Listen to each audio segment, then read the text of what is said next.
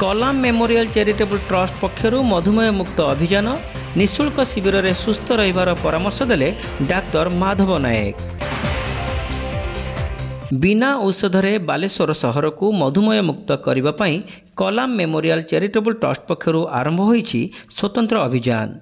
जनसचेतनता सृष्टि पाई ट्रस्टर मुख्य शिक्षाविद डॉक्टर पंकज कुमार जेना तत्वावधान में गत 2024 मसीहा नवेम्बर मासरे एक निःशुल्क मधुमेह आरोग्य परामर्श शिविर आयोजित होइथिला।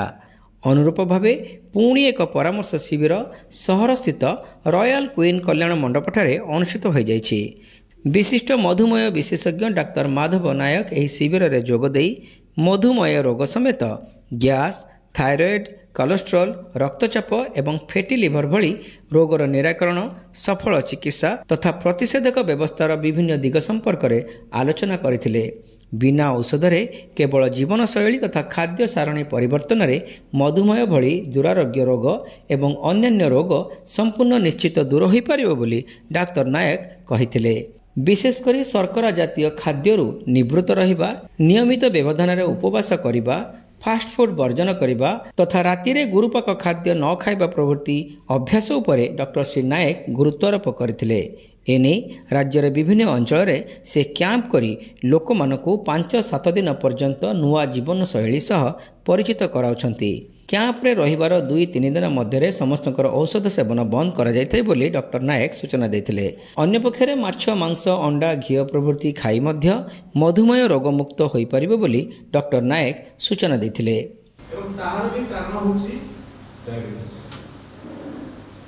अदा कहले सर मोर तो डायबिटीज नहीं, मोर तो बीपी अछि, मोर तो थायराइड अछि। तार कारण कोन? डायबिटीज जो कारण पर ही तार कारण से ही आ सेटा आपण सिखिबे।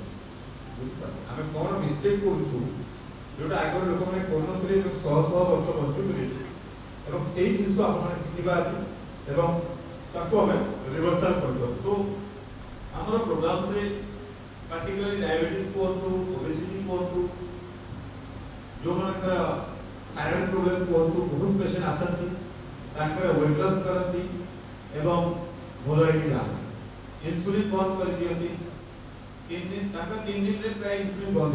एही परामर्श शिविर रे सहर समेत जिलार विभिन्न अंचल शताधिक महिला एवं पुरुष जोगदे मधुमेह रोगर निराकरण संपर्क में डाक्टर नायकों को प्रश्न पचारिथिले। एही अवसर में ट्रस्ट पक्षर डॉक्टर नायकों को संबर्धित करा जायतिला। एही परामर्श शिविर परिचालन में डॉक्टर जेना समेत अध्यापक डॉक्टर संग्राम कुमार राउत, डॉक्टर लक्ष्मीप्रिया जेना, हरीश भूया, दमयंती महापात्र, भावग्राही महांती, ज्योतिर्मयी शतपथी, अवनी कुमार जेना, हेमंत बेहेरा, सत्यनारायण साहू, सदाशिव जेना, लक्ष्मीकांत नाथ प्रमुख सहयोग करथिले।